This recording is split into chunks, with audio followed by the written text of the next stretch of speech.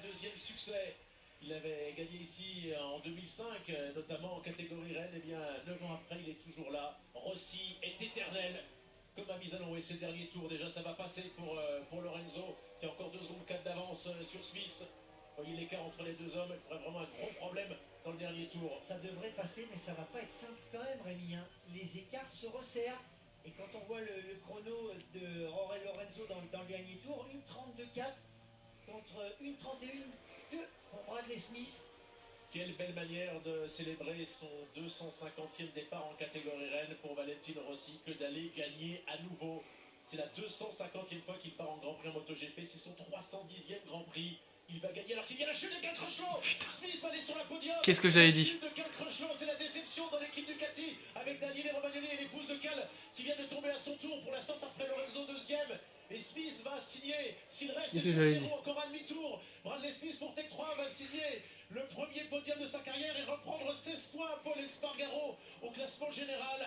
Incroyable Smith qu'il tient et incroyable Rossi. C'est un podium absolument imprévisible là avec Rossi qui va gagner. Ça c'était possible et qu'on trouve ensuite Lorenzo et Smith. C'est-à-dire que c'est un podium 100% Yamaha que l'on va avoir, messieurs, ici à Philippe Island. Le public est debout pour Valentino Rossi.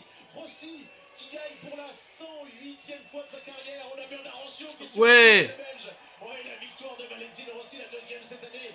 4e victoire d'affilée pour Yamaha. On n'est plus dans le coup depuis 4 courses. Maintenant, regardez la joie de Valentino Rossi. Deuxième, Jorge Lorenzo et troisième. Ah, c'était chaud, hein. Première fois de sa carrière, l'anglais Bradley Smith.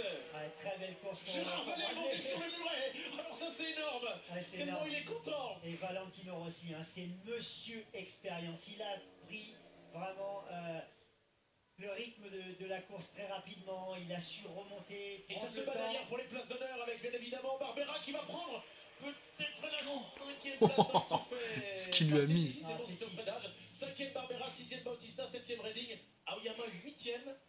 Ça doit être 5e Barbera de la saison égalée, je pense. 6 pour Bautista, une très belle place hein, de Barbera, 5e. Hein.